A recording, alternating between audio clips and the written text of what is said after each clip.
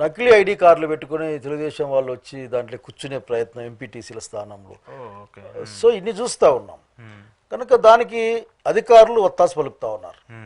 So ఆ ఇబ్బంది చాలా ఉంది. ప్రజలు గమనించాలి ఇవన్నీ కూడా. అసలుకి ఇటువంటి రాజకీయాలని ఎక్కడ తీసుకెళ్తారు అంటే ఇంక అందరూ అసలు దానికి ఎందుకు ఒక ఆర్డినెన్స్ ఇచ్చుకోండి, ఎన్నికలు పెట్టాం, మేము నియమిస్తాం, డైరెక్ట్గా మేము నియమిస్తాం, గజిట్ ఇచ్చేస్తాం, ఆఖరికి ప్రభుత్వాలు వస్తే మార్చుకోండి అని చెప్పుకోండి. అది ఆ పద్ధతి, ఎన్డీఏ పద్ధతి అదే ప్రస్తుతం నాకు కనిపిస్తున్నది.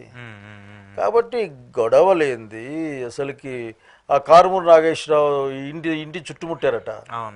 ఇంటిని చుట్టుముట్టలేదు, నాకు అర్థం కావడం లేదు. ఒక 500-600 మంది టీడీపీ కార్యకర్తలు వచ్చి ఆ ఎంపీపీ ఆయన నివాసంలో ఉన్నాడని చెప్పేసి తెలిసి ఆయన ఇంటిని చుట్టుముట్టి వచ్చారు. అంటే ఏం చేస్తారు అసలు, ఏం జరుగుతుంది ఇక్కడ?